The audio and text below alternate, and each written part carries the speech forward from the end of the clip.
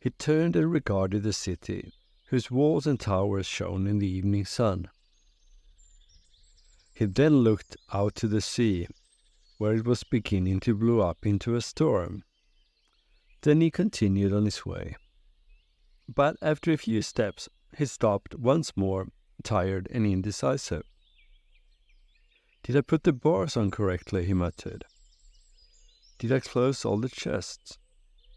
I wonder if I didn't forget to close the little one, with the gold rings.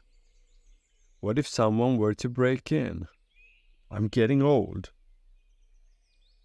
He took a few more steps, stumbling. "I do not understand. I must be sick. I should be home already. The sun is almost down." He stepped on a pile of dry leaves that had gathered on the road. They crunched around his feet and startled him. Was there anyone there? I thought someone was sneaking up on me. Maybe someone is watching me in the forest. I should have followed my wife's advice not to walk this road alone anymore. He raised his heavy staff, but it shakes in his hand. In the face there was a deadly anxiety, and the eyes wandered with frightened expressions under the white hair. As anxiety, the sweat sticks to the forehead. He was the town's richest man, the goldsmith by the square. He was now, on a Saturday evening, on his way out to his farm, where he used to spend Sundays. The sun dipped into the sea. He was lonely all around, and the dry leaves of the trees rattled in the storm that blew up. Not a human was seen, nor an animal. The man crawled along the country road.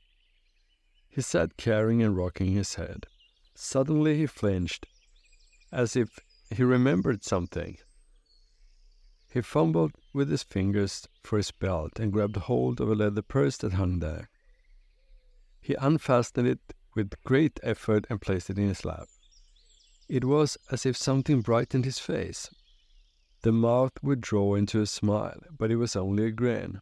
The old man opened the wallet and began to grope it with trembling fingers. He pulled out one object after another and brought them to his eyes. There were bracelets, rings, and other ornaments of gold and precious stones. The most precious jewels he owned, and which he dared not entrust to any bar or lock. He raised the stones to his gaze and murmured to himself words of caress. He then sprang to and dropped his wallet in terror. A man had come and sat down on the bench next to him. The old man wanted to grab the cane, but his hand felt limply. He whispered, "I'm an old man. For God's sake, don't scare an old man. Go." "Why go?" said the stranger calmly. The goldsmith looked at him and took courage. It couldn't be a robber. He was a well-dressed man with honorable and good appearance. He had something calm about him, which inspired confidence, and more than confidence. "I'm considering my precious stones," he said. "They are good for the eyes, and they also say that they have healing powers. Does my lord want to see them?" The stranger received them one by one.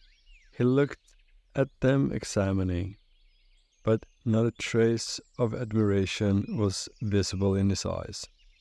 Then he considered them all. He handed them back to the old man, as if unmoved by their preciousness and brilliance. The goldsmith sat disappointed and silent for a while. Then he asked, "You don't like my jewelry?" "They are, however, reputed for good work, and the stones are genuine and polished, as only the best artists can do. I dare say that there are no more valuable work here in the city."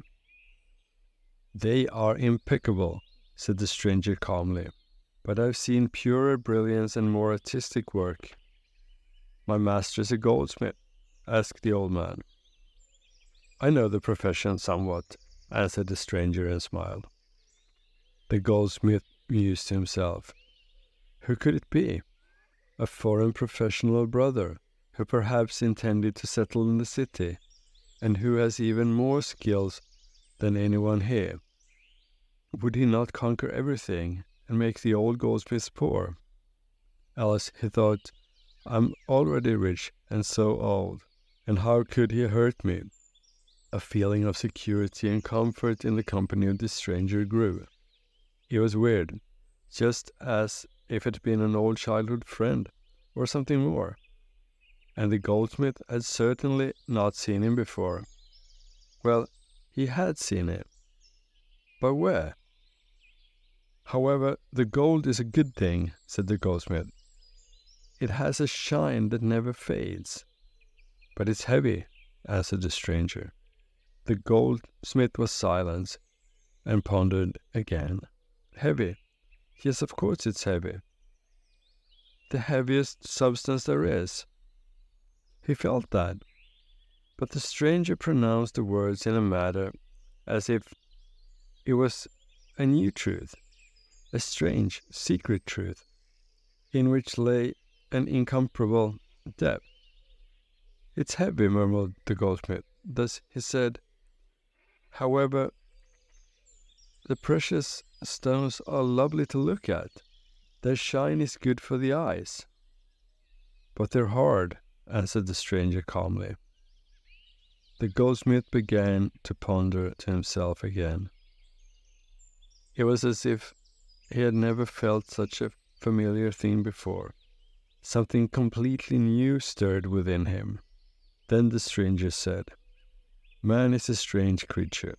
She measures her values with the heaviest substance there is, and she burns with the desire for the hardest. And yet no one longs for their opposites more, the light and the soft. And he turned to the goldsmith. Did you want a mind like gold, or a soul like the precious stone? At these words the goldsmith felt a weight within him and an icy cold. No, no, he murmured. I want it to be lighter on the heart and softer on the mind. But how does it happen? He burst out. So why do I love this? Surely it has made me happy after I loved it. Have you been happy? Asked the stranger. Then the goldsmith saw, as in a long vision, a long line of lonely days and heavy rain, a deserted road among rustling leaves, a constant concern for barriers, which he forgot to close, for robbers in the thickets, for shadows on the road, a feeling of envious glances, and from all this nothing came out in the end. The road ended here, in a pile of withered leaves, in an autumn wind that chilled to the marrow. His head dropped as if under a heavy burden. The stranger put his hand on his shoulder. Do you want to see my jewelry? He asked. Yes, show them to me. The goldsmith's tone was pleading. The stranger held up a ring in front of him. A green stone, an emerald, was inserted. But it wasn't an emerald, it was something else. It lit up the whole area. It gave the trees green and the fields blossomed, and at the same time birds sounded. The goldsmith's features changed. He smiled as if he had never felt a moment of worry or sorrow, as if age has never bleached his hair and distorted his face. And he wasn't old anymore. There, as before, he played next to the city wall with his friends. He knew them all. They laughed like him, and they were all just as light-hearted. Then the vision goes out. A tear shone in the goldsmith's eyes, and it turned out that way. Do you want to see another rock? Said the stranger. I have many. And he held up a ruby, but it was no ruby, but something indefinitely more beautiful. The goldsmith's heart trembled with stormy desire. It boiled within him. He was youth, strong, immortal in his happiness. And with him was a girl who had passed away a long time ago, whose name he had forgotten, and whose features had been completely obliterated by the years, but who had now regained life and youth. How happy they were! They felt so light that they could fly up to the red clouds above the sea. But then the weight had come, the golden weight in the wise words of relatives, and they had parted in a cold rainstorm with coldness and grudge, and the sight went out. That must have been so, sighed the goldsmith, and a couple of tears ran down his cheeks. He leaned his head in his hands. Then he winced.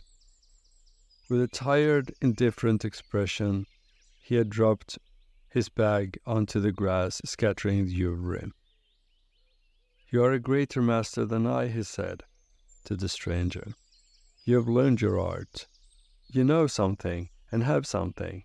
Alice, I'm only a cheat in my profession. Could you lend me one of your stones?"